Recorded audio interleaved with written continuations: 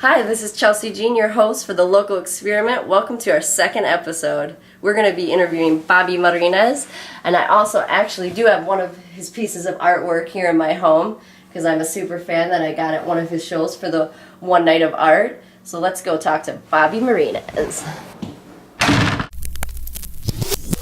Welcome to C4 Salon in Rochester. I am here with Bobby Marinez. Did I say it right? Marinez, yeah. Marinez. Sounds more exotic when you roll the R's. Oh, okay. All right. Well, let me try my exotic appeal. Yeah. And we're here today to just learn more about you as an artist, Bobby, and what I know you're originally from Texas, and I want to know why you chose Rochester, Minnesota, where it's awfully cold. Well, it wasn't really a choice. Even better. I initially came up here to see snow.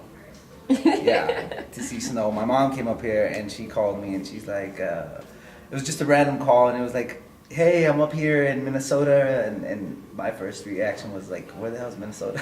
I wasn't too good with geography back then. Geographic. Yeah, and she was like, no, I'm up here, by Canada, and it snows up here. And I was like, oh, I want to see snow, I always thought it was just something that was in the movies.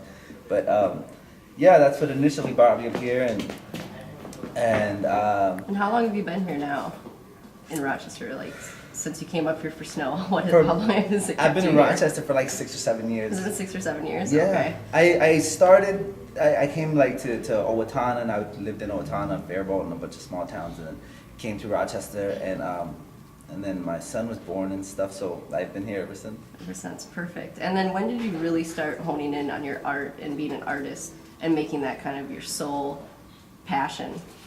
That was a few years ago. It wasn't that long. It was like, I had always sketched and drew like on and off since I was a kid, but it was after a trip to Texas.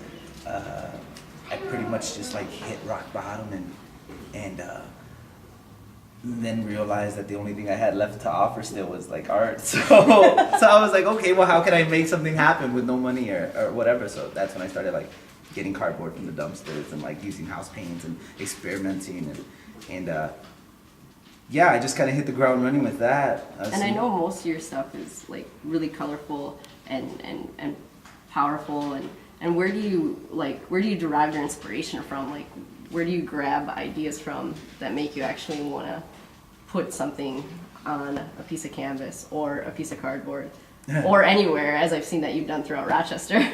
Well, like, it depends. Like pieces like this, it's like really more of like an energy thing that I want to give off. And that's why I use the splatters and the vibrant colors, because I initially want to give off that energy that I feel when I see like a bird flying, or where it leaves you speechless.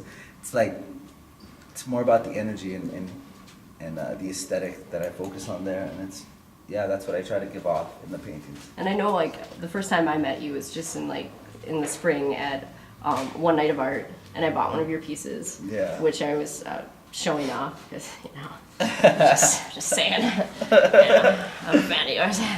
You can just write your autograph down and just slide it over when we're done here. But I know that's not your usual type of art that you do, or the type of expression that you usually are portraying. What made that piece come about, given it's not your usual? I'm curious what then sparked it. It's funny because like a lot of people don't think that it's like something I do, but that's how I started, was with pieces more more conceptual pieces and things like that. But like that one in particular, it has like the girl, and she has a mask, or like a veil, but the rest of her body is nude. And like that one came about because it was more like based on how in certain religions they try to cover up the women, and I felt like that was trying to like comment on how they can try to put these barriers, but at the end of the day, underneath everything, that person is still going to be that person. They're gonna, like they're dying to express themselves, and exactly. just, maybe just, be nude in front of, you know, everyone, you know? Well, I'm not gonna lie. The less clothes, the best. I say. Yeah. Yeah. But it's like, So I'm yeah, for that motto. definitely. And yeah, it was just more conceptual stuff, and that's really what, how I started like doing work was conceptual work, and then I realized that these ones pay bills, so. Yeah, now you know, and you're still good at it, so you're not losing any of your actual self in it.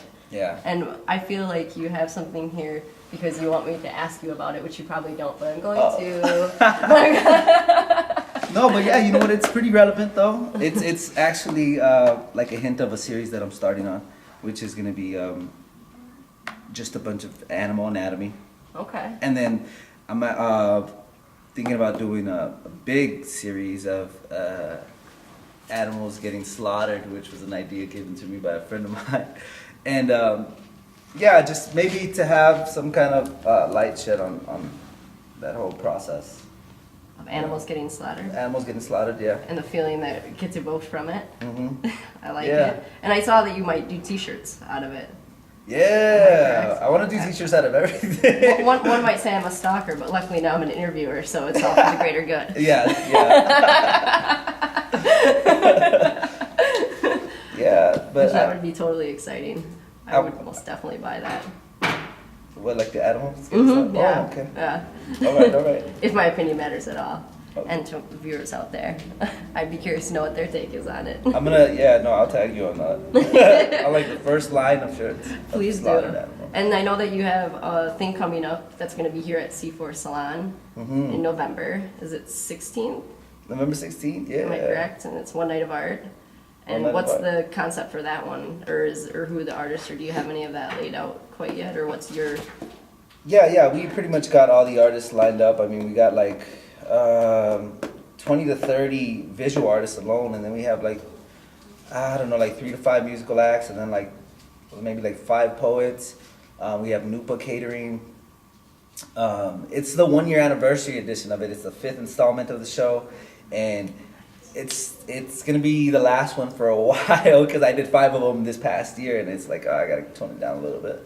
But yeah, it's pretty much just gonna be a culmination of everything, you know, as you know, the community, the arts community, and the people in it, and just trying to make sure we go out with a bang for 2013. Absolutely. I love it. Is there anything else that you have coming up that you don't want to keep a mystery? No, that's it. That's pretty much it. I mean, Because I yeah. know what was one of the things that you were working on over by the Civic Center that people can still go check out, or wasn't it by the Civic Center? The electrical boxes? Yeah, the electrical Oh, boxes. yeah, those beasts. Yeah. Yeah, those were electrical boxes I did last summer. And it's crazy because like those initially got me like a whole bunch of like coverage and things like that, and it's been like such a crazy year, like when you think about it, how many things have popped off like from that. Yeah, it feels like this And is it's your still year. going, you know, it's still going. Like that was a big thing. But yeah, there's the electrical boxes there. It took me like 2 months past schedule. There's a big Phoenix on top that nobody knows about. I remember you saying that, yeah. There's that. Is there a way to climb on that? I probably shouldn't tell Yeah, people that. yeah. Well, you know, if you're a risk taker, I you say can go come- for it. Yeah, you're good. There's some grass, you know, Civic Center. And if you do, and you take a picture of yourself with it, we will show it on this show. Yeah, definitely. I'm just like giving people ideas to possibly lose their life. I'm sorry. No, but yeah, there's that one they can check out. That was like just a labor of love. And yeah, that was Easy to say now. a lot of work. But then there's the one at Press, the mural at Press, they can check out. Oh, perfect. Okay, I didn't know you had a mural press. And that's and then- Press Coffee, just right on Broadway. Yep. Right. Okay. And where else? Bravo coffee shop at the Galleria. Do you like coffee? I love coffee. Well, that's good. Yeah, definitely. I gotta be cool with both coffee shops, you know, depending on like what I feel like that day. But yeah, that's where some of my public stuff is right now. Awesome. And where could people, if they wanted to like get a piece of art from you or buy something, do you make anything? If like somebody says I want this, would you just boom put something together, or is it fully what you want to do and then you sell it later? Well, I don't know. I mean, I try to change it up. I like doing stuff where it's like a collaborative input. Where they give me just a few little like hints of things and see what comes from that. And then yeah, of course, there's the work that I always make and that people can buy. That's like usually just on Facebook. I don't have anything really professional or official yet. That's okay. That's professional enough.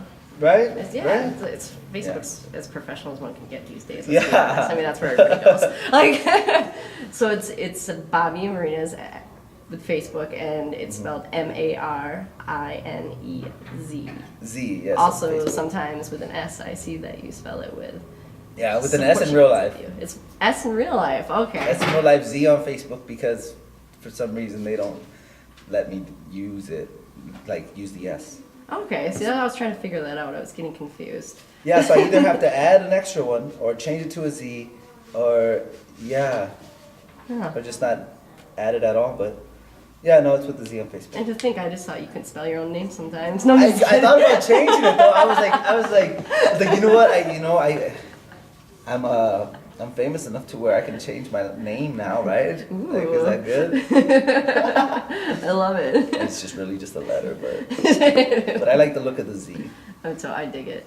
Well, thank you so much for talking with me. I am excited. Anytime. I will be there on November 16th, as I imagine many other people will be here at the C4 Saloon. Many people. Many people.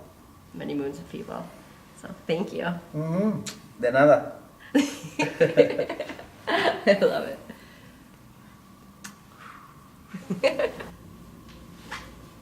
Very cool. Now after my interview with Bobby, it's time to go get a coffee at Press.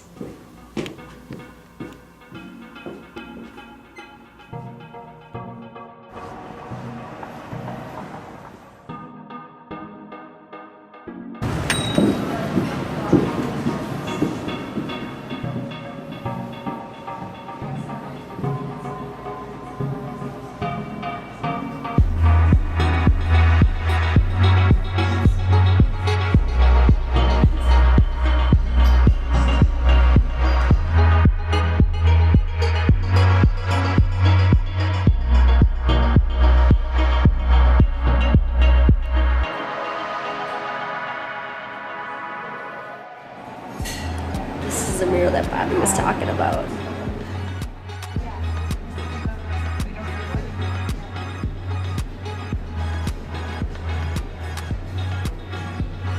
We're at Press Coffee, Tea, and Lounge, and I'm about to try my first El Diablo.